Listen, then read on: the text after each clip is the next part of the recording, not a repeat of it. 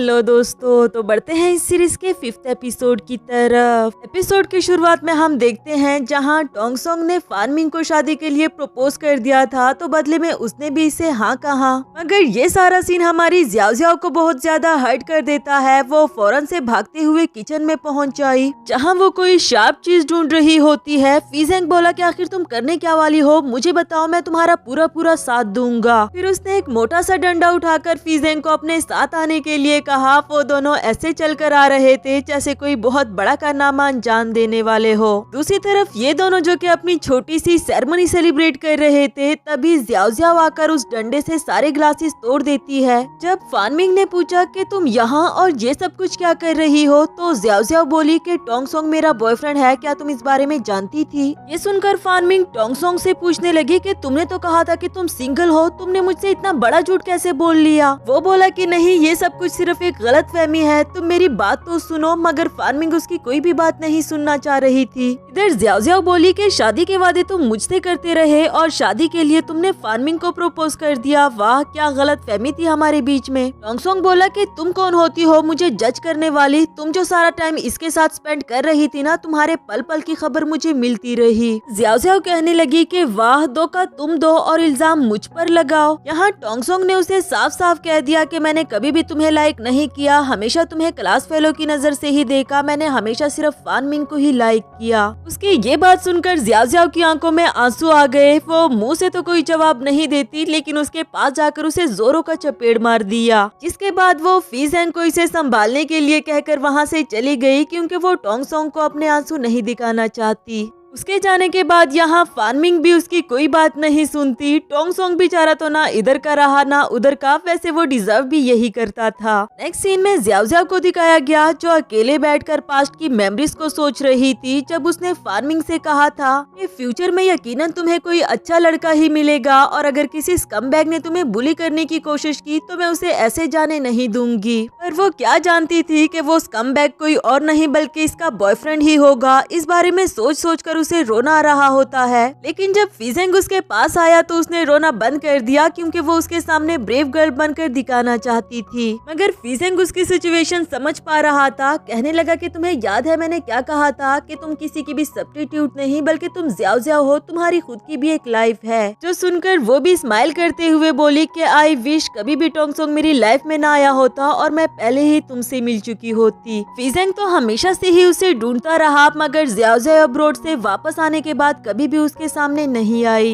इसके बाद next scene में दोनों साथ में ड्रिंक कर रहे होते हैं, जहां जियाओ जियाओ टोंग सोंग के बारे में ही सोच रही थी। जब वो एक बार मेकअप करके फान मिंग बनी तो टोंग सोंग ने उसे कहा कि तुम इस तरह ज्यादा प्यारी लग रही हो। प्रेजेंट में वो कहती है कि मैं कितनी बेवकूफ हूँ ना, वो हमेशा फान मिंग को ही लाइक करता रहा और मैं कभी भी इस बात को नहीं समझ पाई। फीजेंग ने उसे यकीन दिलाया कि तुम इस दुनिया की सबसे खूबसूरत लड़की हो। वो तुम्हारी खूबसूरती नहीं देख पाया तो इसमें उसकी गलती है, तुम्हारी नहीं। तुम मुझसे ही पूछ लो कि तुम मेरी नजर में कितनी ज्यादा खूबसूरत और कितनी स्पेशल लड़की हो। खैर, अब जियाओ जियाओ उसके सामने खुलकर रोना शुरू हो गई और रोने के बाद उसे वॉमिटिंग आने लगी, तो जल्दी से फीजेंग जाकर उसके लिए एक ट्रैश कैन ले आता है। मगर जियाओ जियाओ ड्रंक होती है, बजाय ट्रैश कैन में वॉमिट करने के उसने फीजेंग के सारे कपड़े गंदे कर दिए। दूसरी तरफ टोंग सोंग फान मिंग से माफिया मांग रहा था कि मैं सिर्फ तुमसे ही प्यार करता हूँ, प्लीज मुझे एक और मौका तो दो। जबकि जियाओ जियाओ उसकी एक्सप्लेनेशन नहीं सुनना चाहती। आखिरकार वो कहने लगा कि जियाओ जियाओ को फीजेंग के साथ भेजने का प्लान मेरा ही था, ताकि फीजेंग से तुम्हारी जान छूट जाए। मैंने तुम्हारे लिए इतना कुछ किया, क्या तुम्हें मेरी बातों का जरा भी यकीन नहीं? काफी इंसिस्ट करने के बाद फान मिंग ने भी उसे एक मौका दे दिया, पर शायद वो सिर्फ टोंग सोंग की प्लानिंग को जानना चाहती थी, क्योंकि वो अभी भी उसे अपने करीब आने नहीं देती। नेक्स्ट सीन अगली सुबह का दिखाया गया, जहाँ जियाओ जियाओ और फीजेंग वापस जा रहे थे, मगर जियाओ जियाओ का ऑफ मूड देखकर फीजेंग वहीं पर गाड़ी रोक देता है। उसे बाहर लाकर पूछने लगा कि याद है जब तुम मुझसे अब्रॉड जाने का कहकर चली गई थी, पर तुमने कहा था कि तुम वापस आकर मुझसे मिलोगी, लेकिन तुम कभी भी वापस नहीं आई। जिस पर जियाओ जियाओ ने बताया कि मेरे लिए खुद भी अपना आप एम्बैरेसिंग था, मैं किसी की सब्स्टिट्यूट थी तो मैं तुम्हारे सामने कैसे आ जाती। फीजेंग बोला मगर आज के बाद से तुम आजाद हो और खुद को ऊंची आवाज में कहकर ये बात समझा दो।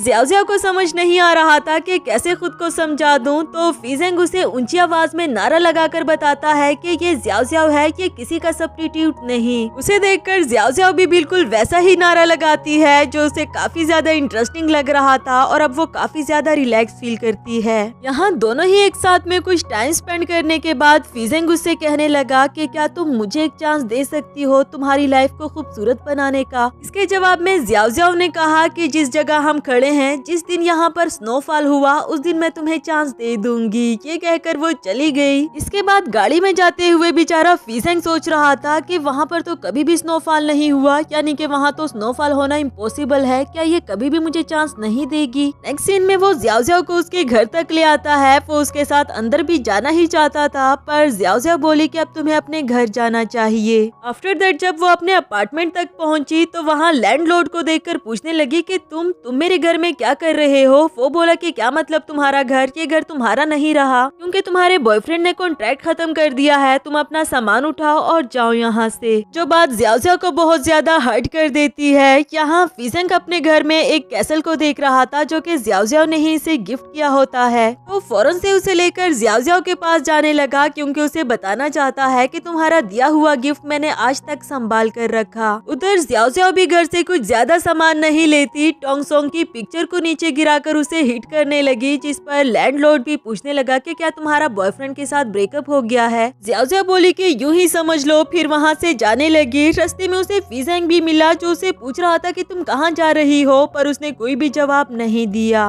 नेक्स्ट सीन में जियाओ जियाओ समुद्र के किनारे आकर कैंप लगा रही थी क्योंकि उसके पास रहने के लिए और कोई जगह भी नहीं होती। वही फीजेंग भी उसके पास कैसल लाकर आते हुए कहता है कि याद है जब तुमने मुझे इस कैसल के पीसेस दिए थे और तुमने कहा था कि जब तक मैं इसे कंप्लीट करूंगा तब तक तुम मेरे पास वापस आ चुकी होगी। जियाओ जियाओ उसकी तरफ देखे बगैर बोली कि हाँ मुझे याद है, पर मुझे लगता था कि जब तक तुम इस कैसल को कंप्लीट करोगे तब तक तुम मुझे भूल चुके होगे। फीजेंग बोला कि बिल्कुल भी नहीं, हर एक पीस जोड़ने के साथ साथ मुझे हमारा प्रॉमिस याद रहता था और मुझे यकीन था कि तुम वापस जरूर आओगी। क्या तुम इसे एक बार देख सकती हो कि मैंने तुम्हारे लिए ये कैसल कितने खूबसूरती से बनाया है। उसकी बात मानकर जियाओ जियाओ भी कुछ टाइम के लिए उस कैसल को देखने लगी और फिर उसकी तारीफ भी कर देती है, लेकिन फिर कहने लगी कि ये कैसल मेरी लाइफ में सही टाइम पर नहीं आया। अब तो मुझे ऐसा लगता है कि कुछ भी मुझसे बिलोंग नहीं करता, तुम समझ रहे हो ना, इसलिए बेहतर होगा कि इसे उठाकर अपने घर वापस चले जाओ। वैसे भी काफी रात हो चुकी है और अब ठंड भी बढ़ जाएगी। फीजेंग को भी उसकी ये बात काफी ज्यादा हर्ट कर देती है क्योंकि उसने इतनी मेहनत की थी और जियाओ जियाओ का इतना वेट किया, पर आखिर में उसे सिर्फ इतना ही सुनने को मिला। पहले तो वो कैसल को भी अपने साथ लेकर जाना चाह रहा था, मगर फिर उसे जियाओ जियाओ के सामने रखकर खुद वहाँ से चला गया। उसके जाने के बाद ये भी उस कैसल को देखती तो है, पर खैर अब तो फीजेंग भी उसकी लाइफ से चला गया तो इसे देखने का भी क्या फायदा। आफ्टर दैट वो अपने कैंप को प्रिपेयर करने लगती है, जो उसे बिल्कुल भी नहीं हो पा रहा था क्योंकि सब उसे मैस लग रहा होता है। आखिरकार वो साइड पर आकर बैठ गई। ऊपर से उसे रोना भी आ रहा होता है कि मेरे साथ ही ये सब कुछ क्यों हुआ। पेरेंट्स तो उसके पहले ही इस दुनिया से चले गए थे, ना उसके पास फान मिंग रही, ना टोंग सोंग, और अब फीजेंग भी उसे छोड़कर चला गया। ये बातें सोच सोच कर उसने रोना शुरू कर दिया, पर तभी दूसरी तरफ से उसने फीजेंग को आते हुए देखा जो अपने हाथ में लैंटर्न उठाकर ले आ रहा था। जियाओ जियाओ को ऐसे रोते हुए देखकर उसे हक कर देता है, कहने लगा कि रोना बंद करो, मैं हमेशा तुम्हारे साथ हूँ। फीजेंग ने अपनी लाइफ में सिर्फ एक ही लड़की को तो पसंद किया था, इतनी आसानी से छोड़कर कैसे जा सकता है। इसके बाद नेक्स्ट सीन में जियाओ जियाओ उसे पूछ रही थी कि तुम वापस क्यों आ गए हो, तो वो बोला कि अगर तुम्हें इस खुले आसमान के नीचे रहना पसंद है तो मैंने सोचा कि क्यों ना मैं भी इसे ट्राई कर लूं। वो कहती है कि मेरी तो जल्दी ही कोई लॉटरी निकल आएगी, फिर मैं 5 स्टार होटल में रहने लगूंगी। और उसकी ये बात सुनकर फीजेंग को भी उस पर हंसी आ रही होती है।